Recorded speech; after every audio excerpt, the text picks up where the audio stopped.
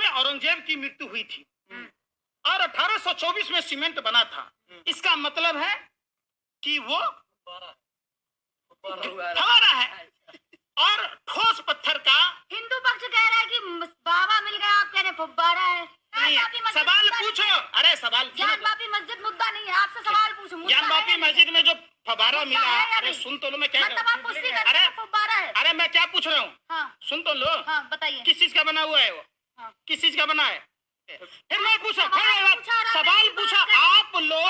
आप लोग सरकार की दलाली में ये भूल गए कि प्रधानमंत्री ने 13 बार पेट्रोलियम पदार्थों के दाम बढ़ाए और 5 बार कम कर दिया। कि पेट्रोल के दाम कम हो चुके हैं। अभी मैं 5 थप्पड़ आपको सुनो, 5 थप्पड़ कोई आपको मारे, एक बार कहे कि ये गलती हो गया। पत्रकार से ऐसे बात आप लोग पत्रकार नहीं, आप लोग देश के आतंकवादी हो। आतंकवादी एक जगह बम फोड़ सकता, बिल्कुल।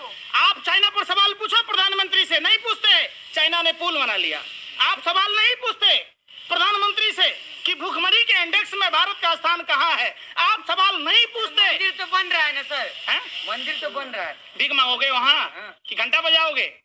बाबा मिल गए। अरे भैया, बाबा मिल गए, कैलाश मानसरोवर आ गया हिंदुस्तान में। अब ज्ञान वापी अरे पापा तो बोलता था कि राजा बाज बहादुर के नेतृत्व में जब कैलाश पर्वत का जो एरिया है मानसरोवर का जीत लिया गया, तो हिंदुओं के जो सबसे बड़े आराध्य शिव हम सब के दिल में बसते हैं। आपके दिल में, इनके दिल में, उनके दिल में, सबके दिल में बसते हैं। तो वो शिव कहाँ विराजमान है? वो शिव कैलाश पर्वत पर हैं और वो कैलाश पर्वत चाइना के कब्जे में है। कब ये भाजपा आरएसएस के अंडोले लाठी भाला लेकर चड्डी वाले वहां तक जाएंगे? अच्छा, ये पूछो तो बाबा मिल जाएंगे। लोगों ने वोट दिया अच्छे दिन के नाम पर। कहाँ है अच्छे दिन? तो अच्छे दिन तो आ गए ना। आ गए, ये अच्छे दिन है। अब बजट इतना अच्छा पास हुआ तो लोग कह रहे हैं अच्छे दिन आ गए। तो पहन लो पैरों में पैजाब, घाघरा चोली पहन के वहीं डांस करो, ठुमका लगाओ भाजपा कार्यालय के सामने। अरे उज्ज्वला योजना में जो सिलेंडर बांटे गए उसके 20% भी रिफिलिंग हो रहा है क्या? फिर वही बात, अच्छे दिन। अरे हमारा वही पुराना अच्छा दिन लौटा दो ना, जिसमें 400 रुपए सिलेंडर मिल रही थी। अरे सुनने रे बेशर्मो, सुन तो लो, 400 रुपए 2014 में जो सिलेंडर मिल रहा था, हमें वही खराब दिन ला दो। हमें मोदी जी का ये अच्छा दिन नहीं चाहिए। हाथ जोड़कर विनती है, इनको बोलिए अपने अच्छे दिन वापिस ले लें। हमारा वही दिन चाहिए जब 71 रुपए का पेट्रोल और 55 रुपए 49 पैसे का डीजल, 400 रुपए से कम की सिलेंडर मिल रही थी। हमको वो चाहिए। भारत जो लोग विरोधी है वही सबसे पहले 5 किलो अनाज के लाइन में मिलता है। हो गया, आप देखिए हमने राशन लिया। अगर एक बाप की औलाद हो, यह साबित करो कि मैंने सरकार का दिया हुआ 1 कन भी लिया होगा, मैं फांसी के फंदे पर झूलने के लिए तैयार हूं। नहीं तो तुम जैसे आतंकवादी भरवे दल्ले दलालों ने देश को गुमराह किया है। तुम जैसे दलालों ने। मैंने नहीं लिया सरकार का 1 पैसा भी। 20 लाख 1000 करोड़ रुपए का पैकेज था कोरोना राहत के नाम पर। 20 रुपया मिला क्या? दलाली करने चले हो, मुजरा खाने। मुंह का बवासीर है। अरे जो हराम का खाता है वो भाजपा का गुण गाता है। ये साफ साफ तुम्हारे चेहरे से नजर आता है कि तुम हरामखोर हो, हराम के खाने वाले लोग हो, सुभाष चंद्र की तरह। इसलिए तुम्हें भाजपा में अच्छाई दिखती है। महंगाई आज तक अंधे हो। अरे मोतियाबिंद की बीमारी है। अरे फिर मैं पूछ रहा हूँ, घर में आपके पापा की चड्डी फटी पड़ी है, हैं? तो सोच रहे 2 किलो राशन कहाँ से लाऊं? आय दत्त मोदी, आय दत्त मोदी। आप राशन नहीं लेते? आप राशन नहीं लेते? राशन तो आप भी लेते होंगे। सुन तो लो। हाँ। सुन तो लो। अब बोलो, और कुछ बोलोगे? राशन आपके पापा ने अपने पैतृक संपत्ति बेच कर दी है क्या? तो आप भी अखिलेश। अरे सुन तो लो ना, सुनने रहे। ये मशरूम की सब्जी किसके पैसे से खा रहे? अरे भैया इतने बेशरम मत बनो। वो दिन दूर नहीं कि श्रीलंका के में जैसे हुआ ना पत्रकारों की 3 दवाई, लात जूता और पिटाई, हिंदुस्तान में भी चालू होने वाला है। आप बताओ, मोदी जी जो मशरूम खाते हैं उनके पिताजी ने खेत बेच के लाया था। जो 85,000 करोड़ के विशेष विमान में चल रहे, क्या उनके पिताजी ने लाया था? जो भाजपा के तमाम नेता और मंत्री ले रहे अंधेले हैं। वो तो देश की है ना। 85,000। आप लोग एक आतंकवादी से गए गुजरे हो। आतंकवादी एक जगह बम फोड़ सकता। सवाल नहीं पूछ रहे। सवाल पूछने की आपकी औकात नहीं है। जी जो मशरूम खाते हैं उनके पिताजी ने खेत बेच के लाया था। जो 85,000 करोड़ के विशेष विमान में चल रहे, क्या उनके पिताजी ने लाया था? जो भाजपा के तमाम नेता और मंत्री ले रहे, अंधेले हैं। वो तो देश के लिए है ना, 85,000। आप लोग एक आतंकवादी से गए गुजरे हो, आतंकवादी एक जगह बम फोड़ सकता, सवाल नहीं पूछ रहे, सवाल पूछने की आपकी औकात नहीं है, सवाल पूछो। अरे सवाल, ज्ञान-वापी मस्जिद मुद्दा नहीं है, आपसे सवाल पूछूं। ज्ञान-वापी मस्जिद में जो फव्वारा मिला, अरे सुन तो लो, मैं क्या मतलब आप पुष्टि करते अरे हैं फव्वारा है। अरे मैं क्या पूछ रहा हूँ, हाँ सुन तो लो। हाँ बताइए। किस चीज का बना हुआ है वो? हाँ। किस चीज का बना है? वो पूछ रहा हूँ, किस चीज का बना है? कंक्रीट का। कंक्रीट का। कंक्रीट किसको बोलते? अरे पत्थर और सीमेंट मिला के बनता है, और क्या है? हो गया ना? हाँ। बस क्या बस जवाब आप, दीजिए ना। आपको आपके धर्म का वास्ता, आपको आपके माँ बाप का वास्ता। पोर्टलैंड से सीमेंट, जो सीमेंट से कंक्रीट आप बनाने की बात कहते, ये 1824 में आविष्कार हुआ था सीमेंट का। मतलब साफ है, समझिए। 1707 में औरंगजेब की मृत्यु हुई थी और 1824 में सीमेंट बना था। इसका मतलब है कि वो फव्वारा है। और ठोस पत्थर का, हिंदू पक्ष कह रहा है कि बाबा मिल गए, आप कह रहे फव्वारा है। हम कौन पक्ष हैं? बताओ ना। आप बताए ना, तिलकधार हंस के बोले नारी या चारों काम बिगाड़ी, वही वाला बात करने चल दिए हैं? आपको भी क्या अंजना कश्यप की तरह अपनी पति को सीबीसी में चेयरमैन बनाना है? लवराई कर रहे, सुनिए पहले बात। हम क्या कह रहे हैं, ठोस पत्थर में पानी के फव्वारे बन सकते हैं क्या? और पानी का फव्वारा रिपेयर होके हो सकता है। जब 1824 में पोर्टलैंड सीमेंट का आविष्कार हुआ, तो 1707 में जब औरंगजेब मर गया, तो ये क्या इशू है भाई? अरे सुन तो लो, अरे कौन सा सिलेबस पढ़ा रहे हो? सुनो सुनो सुनो। कभी हिजाब का मुद्दा, कभी लाउड स्पीकर का मुद्दा, कभी हनुमान चालीसा का मुद्दा। आप सभी यहाँ पर हो। हनुमान चालीसा में कितने चालीसा क्यों कहा जाता है बताओ? अरे पूछ रहा हूँ ना।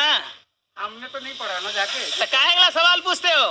काहेला पत्रकार टलते हो? अरे मैं सुन रे, अरे बेशर्मो सत्ता के दलालो, भरबो मैं पूछता हूँ, चालीसा नाम क्यों पड़ा? मैं पूछ रहा हूँ, चालीसा नाम क्यों पड़ा? आप क्यों पड़ा? बताएंगे, आप हिंदू पक्ष है। ना तुम यहाँ खाली मुझे लगाओ, ऐसे ठुमका लगाओ मोदी जी के रोटी खा के कुत्ता की तरह पूछ लाओ। सवाल पूछो तो फिर सवाल पूछो ना कि चाइना ने पुल कैसे बनाया है? पूछने की औकात?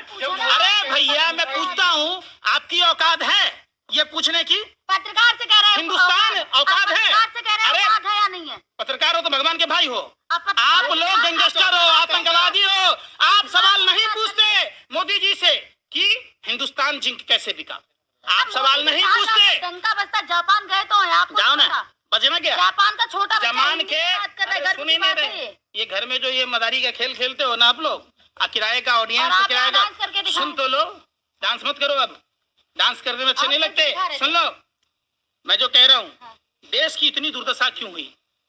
जब सीनियर सिटीजन के पैसों से इतने करोड़ों हजारों करोड़ रुपए की बचत हुई, जो ट्रेन के टिकटों में दाम बढ़ा दिए गए, जो महंगाई बढ़ाई गई, देश में सब कुछ ईमानदारी से चल रहा है, तो वो सब पैसे कहाँ जा रहे हैं?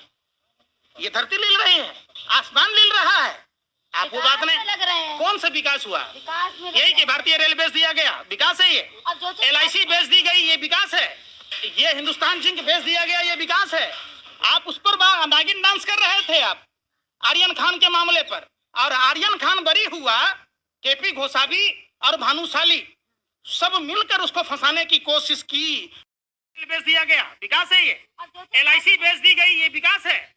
ये हिंदुस्तान जिंक बेच दिया गया, ये विकास है। आप उस पर नागिन डांस कर रहे थे आप आर्यन खान के मामले पर, और आर्यन खान बरी हुआ, KP घोषाभी और भानुशाली सब मिलकर उसको फंसाने की कोशिश की। कोडियल क्रूज जहाज के मामले में आप उस पर नहीं बात करते। आप उस पर बात नहीं करते कि अडानी के पोर्ट पर हेरोइन का पकड़ा जाना। आप नहीं बात करते कि वही गुजरात जो देश को दिशा दिया, जो देश को गढ़ने का काम किया, जो देश को निर्माण किया, उसी गुजरात को, सरदार पटेल और महात्मा गांधी के गुजरात को सिर्फ मोदी और शाह की जोड़ी लगातार बदनाम क्यों कर रही है? आप बात नहीं करते। ज्ञान पापी में क्या है ये आपको पता है, लेकिन पुलवामा में 300 किलो RDX किसका था? 50 किलो जेलेटिन किसका था? वो कार किसकी थी? उसका पता आपसे नहीं चलता है। ये आपके औकात के बाहर की बात है। आज भी उन शहीद परिवारों के लोग की पेंशन वाजपेयी सरकार में जब बंद हो गई थी, बेच रहा है। भारत माँ की सेवा करने वाले लोग के परिवारों की स्थिति ऐसी है, वो सवाल आप नहीं पूछोगे। सवाल क्या पूछोगे? माँ ये हुआ, वहाँ ये हो रहा है। अरे बोलने में और करने में फर्क है ना। उन्होंने तो बोला था बुलेट ट्रेन चलाएंगे, साधारण ट्रेनें इनकी चलाने की औकात नहीं है। आप उस पर सवाल पूछो ना। क्या मैंने आपको साफ शब्दों में बोला, ये 2 मिनट का काम है कि शिवलिंग है कि फव्वारा है। सभी पक्षों के लोगों को बैठकर, अगर वो सीमेंट का बना हुआ है तो वो शिवलिंग नहीं है, अगर वो पत्थर का बना हुआ है तो शिवलिंग है। अब सवाल उठता है कि एरोलॉजिकल डिपार्टमेंट इतिहासकार के साथ साथ धर्म गुरुओं को एक साथ बिठा के क्लियर कर लेना चाहिए। इस धर्म की आड़ में आप भारत को गर्त में ढकेल रहे हैं, ये चीज बर्दाश्त नहीं है।